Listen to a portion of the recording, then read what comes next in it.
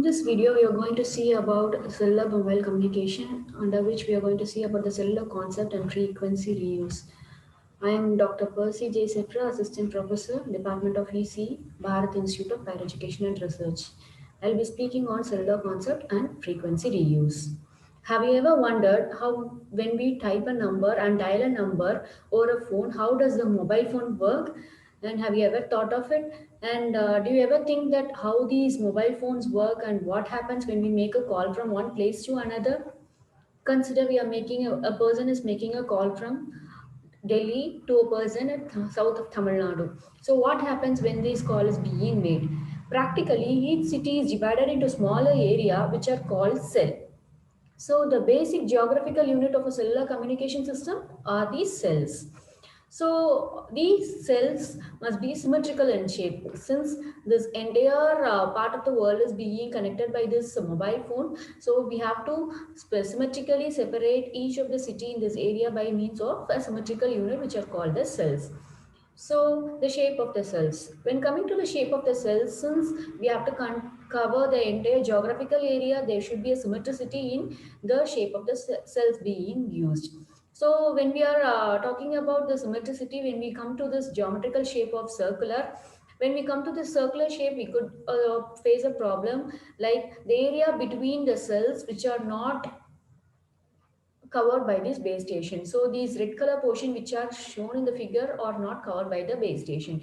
So this is the problem, and hence this circular shape is being avoided. So the next symmetrical shape which is being taken is a square and the equilateral triangle.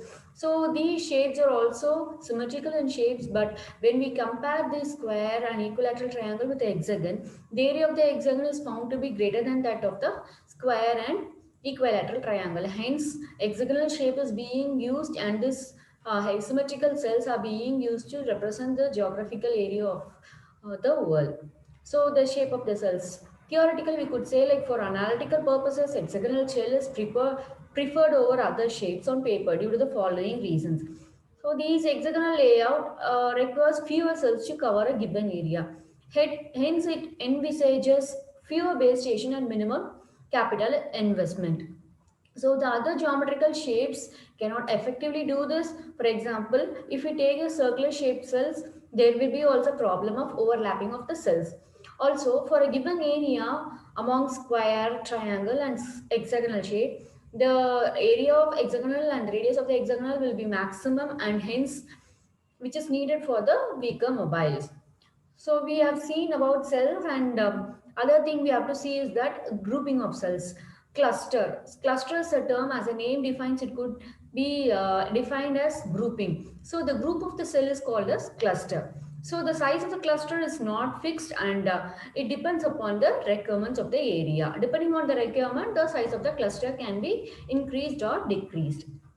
So while defining the mobile phone systems, there are terms like MS. MS represents the base station, BTS represents the base transceiver station, BSC represents base station controller, and MSC represents this mobile switching center.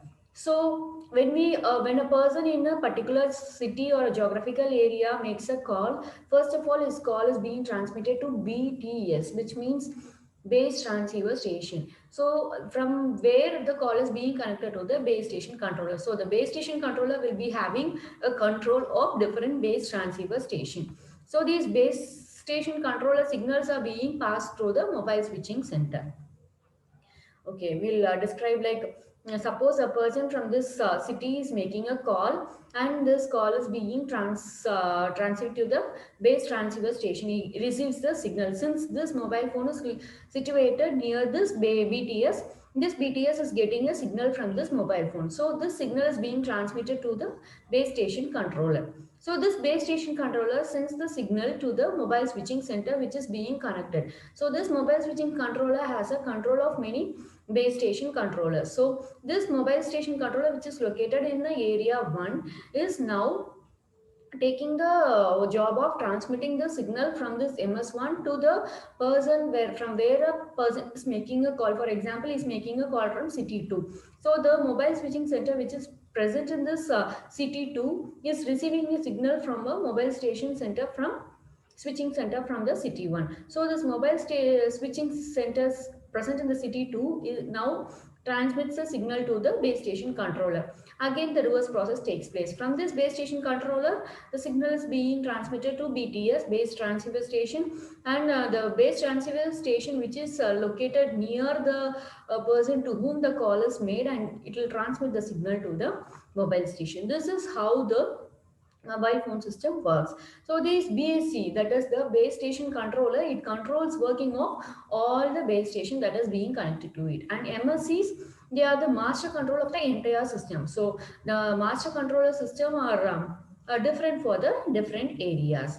So suppose a person, that is a user one, is making a call now. So now the channel 3 is being used to make the call, and other channels are being left free. So when this all the channels are free, no, the user can make a use of any specific, the call can be transmitted through any channel. Suppose when a other user is making a call and all the users like P, Q, R, S, T, they are utilizing the channels. So no channel is being left free and all the channels are occupied. Now what happens is that the user who is making a call now, he has to wait until any of the channel becomes unoccupied. That is, only when a person keeps a call down, the other user who is waiting will be getting a channel. If not, if a person, all the persons keeps on talking and he has not got any channel to occupy, the user one has to wait. He has to wait for a certain period of time and certain seconds, and if he is not getting any channel, automatically the call will be disconnected, saying that the call cannot be completed or a network error has occurred. These two problems we have faced it many times. The reason for the problem is that all the channels are being occupied. We are not getting any channel to make our call. So the introduction to this mobile radio system is that the design objective of early mobile radio system was to achieve a larger coverage area using a single high power transmitter with an antenna mounted on a tall tower. We would have noticed, like, will be seeing a tall tower over which an antenna with a high power transmitter is being mounted. So this is to achieve the good coverage, but it is impossible to reuse the same frequencies. So reuse of the same frequency would result in interference. That is, the same frequency, if it is reused and there is an interference between the adjacent channel, we will be getting a problem of interference. So this was first introduced in New York City in the year 1917 by Bell Mobile System, and this system was able to support many 12 simultaneous calls over 1,000 square miles. So these government regulatory agency could not make spectrum in proportion to the increasing demand for the mobile services. So they were not able to increase the spectrum or make use of the particular spectrum, because there was a great increase in the mobile users and there was a demand for the spectrum to be used. So it becomes imperative to restructure the radio telephone system to achieve high capacity with limited radio spectrum. So the limited radio spectrum which is being available should be maximized, maximable usage to the user to be used. So the radio spectrum which is available should have a high capacity, in the sense that the complete radio spectrum should be utilized in a perfect way so that all the user can get a call at and achieve the high capacity, while at the same time it covers very larger area. There should be a coverage of larger area people should have to utilize the radio spectrum, and they should support multiple call facilities.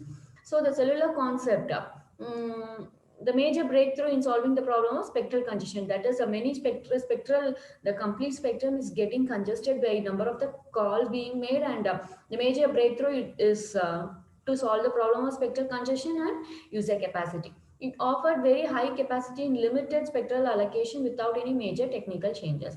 So this is a system level idea, replacing a single high power transmitter with many low power transmitters, each providing coverage to only a small portion of. Instead of using a large antenna, we are going to use a large antenna or a high power transmitter. We are going to use a small power or low power transmitter, so that each of the small cells could cover a small portion of the service area.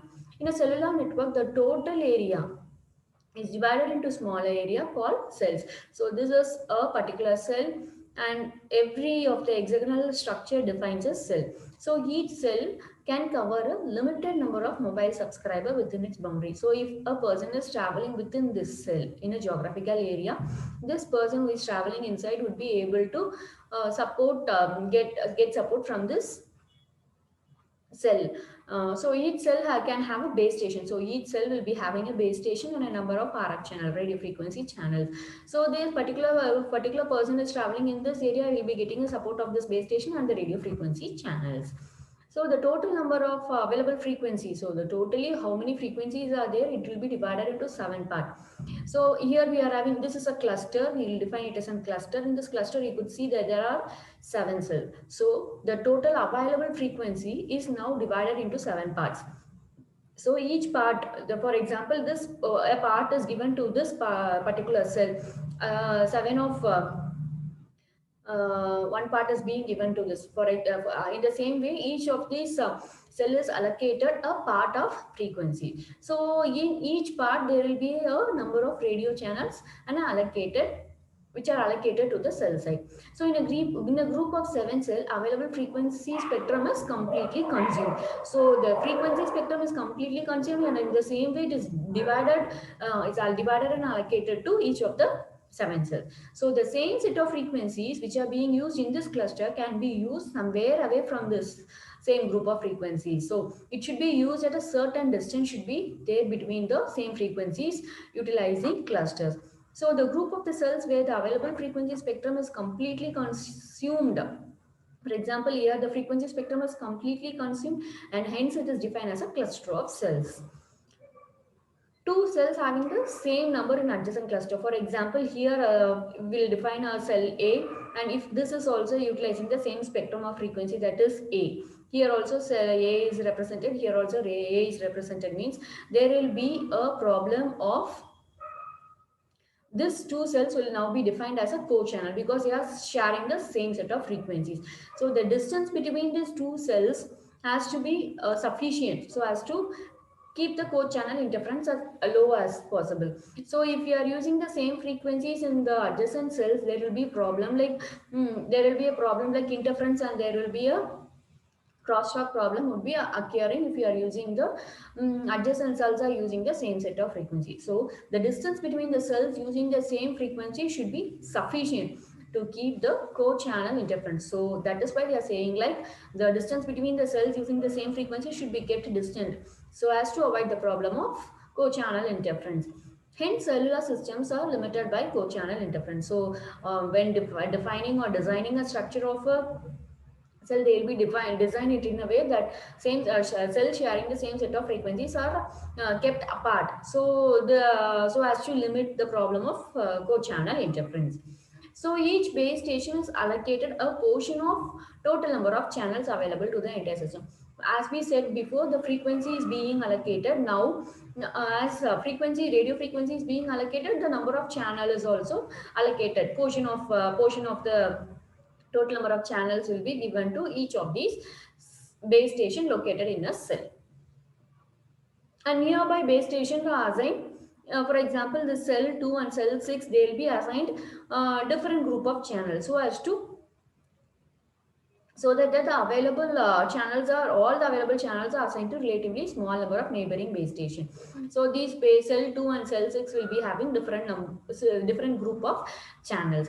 The neighboring base stations are assigned different group of channels so that the interference. So the main thing while defining or designing a structure of a cell or a cluster is to have adjacent shells should have a different group of channels and also different set of frequencies so as to avoid the problem of interference. If there is a maximum problem of interference, there will be a problem while making a call, like we'll be getting a crosstalk or somewhere a signal would be transmitted in between, you'll be getting irresponsive calls.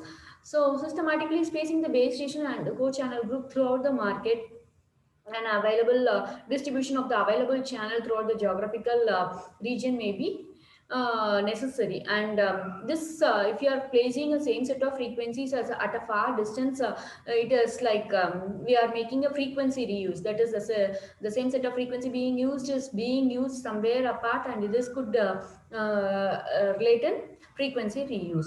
In such cases, interference between the core channels are kept low below the acceptable levels.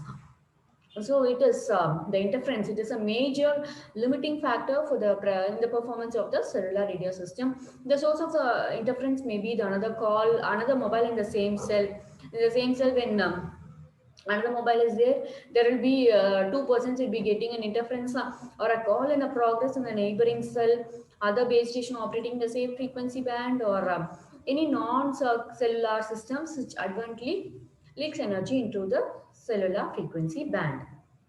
So we'll be seeing about the features of a cellular concept. First is the cellular frequency reuse. So frequency reuse, as we said, that the intelligent allocation and frequency and the reuse of the frequency channels throughout the coverage area. So the entire coverage area, there should be an intelligent allocation and the reuse of frequency channel. Each base station is allocated a group of radio channels to be used in a cell. So here, for example, this B will be allocated a group of radio channel. That is B will be, the cell B will be having a base station and a group of radio channels. Similarly, G will be having a base station and a group of radio channel to be used in this particular cell. By limiting the coverage area to within the boundaries of the cell, the same set of channels are used to cover different set of cells. For example, the coverage, in order to meet the coverage area, the within this boundary of the cell, the same set of channels are used to cover a different set of cells. For example, here and here, the cells represented by B, so which are separated from one another by the distance enough to keep the interference at a tolerable limit. So there is a distance between this B cell and this B cell, so as to avoid the problem of interference. The design process of selecting and allocating channel groups for all the cellular base station within a system is called frequency reuse or frequency planning. So we are planning to design a cell which depends on selection and allocation of channel groups for a cellular base station within a system. So the cells labeled with same letter use the same group of channels. Here we will be seeing B. Here there is, in this cluster there is a B, and in this cluster there is a B cell. So all these B cells will be having us using the same group of channels. The reuse plan is overlaid upon to map to indicate whether different frequency channels are used. This is used to reuse planning as overlaid, so as to check whether the different frequency channels are used. So the actual radio coverage of a cell is known as footprint, and it is determined from field measurements or propagation prediction models. When using this hexagons to model coverage areas, the base station transmitters depicted in the center of the cell. So if a base station is depicted in the center of the cell, they are called center excited cells, or they could also be represented, base station could also be present in any of the three of the six vertices. Will be, for hexagon will be having a six vertices, so in any of the three vertices we could also place a base station transmitter. If it is center excited cell, they will place omnidirectional antennas, and in case of the edge excited cell, they'll be using the sector directional antenna. Practically, these base stations are not placed as they are depicted in the hexagonal. So this is just a theoretical model. They will not place the base station as they are placed depicted in this hexagonal layout. They permit base station to be positioned up to 1/4 the cell radius away from the ideal location. So they'll be placing in any of the location that is up to 1/4 the cell radius. So understanding the frequency reuse concept, we'll consider like a cellular system is having yes duplex channels for use. So each cell is allocated a group of K channels. So we'll be seeing like each cell is having a group of K channels. So this K is very much lesser than S. So it is just a group of K channels are being present. So the S channels are divided among N cells. So the total available S channel is now divided among the N cell. There will be many cells. So this total S cell is being divided among N cells into unique and disjoint channel group. Unique and disjoint channel group in the sense there is no adjacent cells sharing the same channels, so which each cell having the same number of channels. So the S channels is being divided among N cells, and each of the cells is having the same number of channels. This could be expressed mathematically as S is equal to K into N, where K is a group of channel which is allocated to n number of cells. So the n cells collectively use the complete set of different frequencies. So as the n cells, total number of cells completely consuming the total complete set of different frequencies. And this usage of complete set of different frequencies, we could also term it as a cluster. So if cluster is replicated m times within a system, as I said, like we could place a cluster of cell in one position, and there should be a distance, measurable distance between the cluster which is placed in the other part of the geographical area, so as to avoid interference. So the cluster is replicated n times within the system. The total number of the duplex channel C can be measured as given as a capacity. The capacity can be defined as C is equal to mkn. That is, m times it is being replicated, and kn is the mm, Kn is going to represent the S channel which is divided among the N cells. So we could represent the C is equal to Ms. So N is called the cluster size. N could be 4, 7 or 12. We could have in a cluster, we could have 4 cells, 7 cells or 12 cells and go on. So the cluster size is reduced, and the cell size is kept constant. It is required to cover a given area, and hence more capacity is achieved. So larger cluster size, that means if we are having a more number of cells in a cluster, it indicates that the ratio between the cell radius and the distance between co-channel is large. In the same way, smaller cluster size, for example, if we are having a 4 cells which are grouped together as a cluster, this indicates that co-channels are located much closer to one another. This means in a smaller cluster only 4 cells are there. So there will be a grouping of clustering of 4 cells so that the core channels are located much closer. So the value of n is a function of how much interference a mobile or a base station can tolerate while maintaining sufficient quality of communications. So as to design, the smallest possible value of n is desirable to maximize over a given coverage area.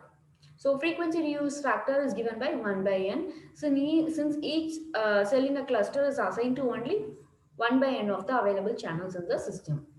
So the advantage of reuse, frequency reuse, is that many transmitters of the same output power operating at same frequency can be used, and it also reduces the height of the transmitting antenna, as each antenna covers only a small distance.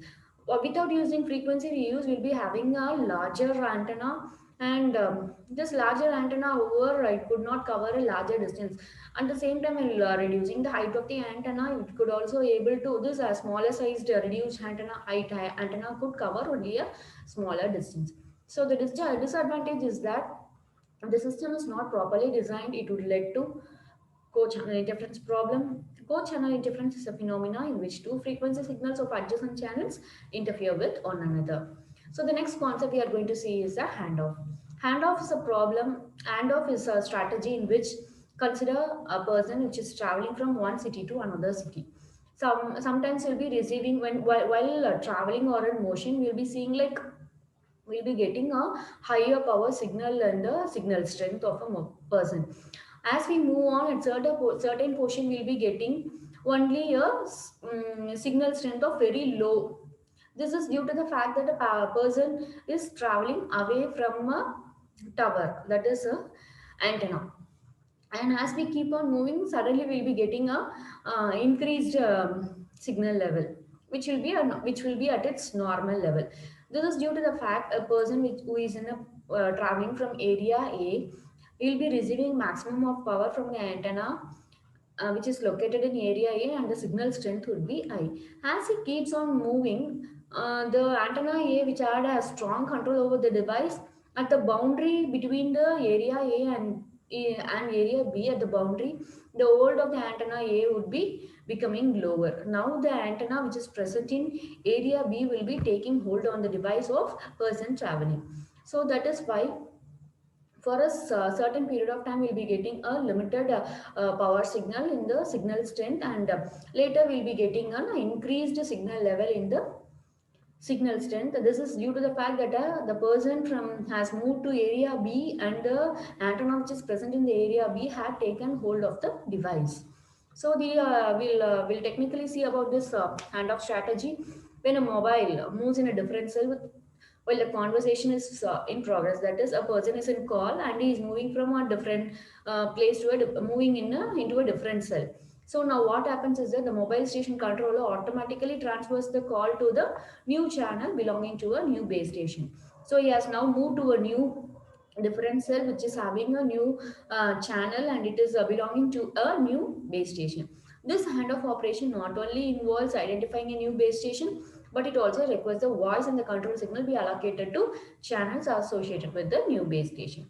So these processing handoff is an important task in many of the cellular system. So many handoff strategies prioritize handoff request over call initialization. So when a person is moving, the handoff process has to be occur first rather than making initiating a call. So since the person will be in conversation and he'll be traveling in a place to place, handoff is much required than to make initiate a call request when allocating the available unused channels in the cell site. Handoff must be performed successfully and in as infrequently as possible, and it should be imperceptible to the users. In order to meet the requirement, the system designer must specify an optimum signal level at which to initiate handoff. Once a particular signal level specified as minimum usable signal level for acceptable voice quality at the base station receiver, a slightly stronger signal level is used as a threshold at which handoff is made. For example, if you are getting a minimum usable signal level, the signal strength, if you are getting a minimum signal level, it should be automatically the base station receiver should get on strategy of handing over hand of my call to a stronger signal level. So this margin is given by delta is equal to pr handoff minus pr minimum usable. So there is del cannot be too large or too small. If it is too large, unnecessary handoff which MSC may occur. So unnecessary handoffs are not necessarily needed, since the channels could be used for initiating other call. If delta is too small, there will be insufficient time to complete a handoff before a call is lost due to weak signal condition. So del is small means we will not be able to notify, because due to the weaker signal, we sometimes our call get lost. This is due to the insufficient time which was necessary to complete an handoff. So dropping a call may happen when there is excessive delay by MSC in assigning an handoff, or delay is set so small for the handoff time in the system. So the excessive delay may occur during high traffic condition due to computational loading in the MSC, or due to the fact that there is no available on the any of the nearby base station. So coinciding when thinking of end-to handoff, it is important to ensure that the measured signal level is not due to momentary and actually moving from one away from the serving base station. In order to ensure this, the base station monitors the signal level for a certain period of time before an handoff is initiated. The running average measurement should be made so as to avoid unnecessary handoff or completed before a call is terminated due to the poor signal level. So the length of the time needed for this handoff depends on the speed of the vehicle moving. So if the slope of the short-term received signal strength is t in a given interval, then the vehicle is moving quickly. So based on the slope, it is like making a computational data record, like if the slope is very steep, the vehicle is moving very quickly. So handoff depends on the speed the vehicle is moving. Information about the vehicle movement is useful in handoff decisions and has to be computed from the statistics. So they will be having a statistics of how and when to make an handoff. Sometimes a person may be moving very fastly, and where the handoff is very necessary, where has to be done very quickly, and sometimes a person may be traveling very slowly, so that he will be having a handoff which could be initiated only later. So this information they will be having, and they'll be computing, and from the statistics for a statistical data. Okay, no? Then the time over when which a call is maintained within a cell without any handoff is called the dwell time. So a person is traveling within a cell for a larger period of time, and it doesn't require any handoff since the power that the base station signal is receiving is very stronger. It doesn't need a handoff to be initiated, and this time is referred to as dwell time. It is governed by number of factors like propagation, interference, distance between the subscriber and the base station, and other time varying effect. This is all about the handoff procedure. We have seen like when a person is moving from one cell to the other, the power, the strength of the signal from the base station playing a major role, and so as to avoid the interference, the bell time and the factors of delta, which determines if it is very large and what happens when it is very small, and the statistical data is playing a major role in determining when to hand off and when it is not to be done. So thank you.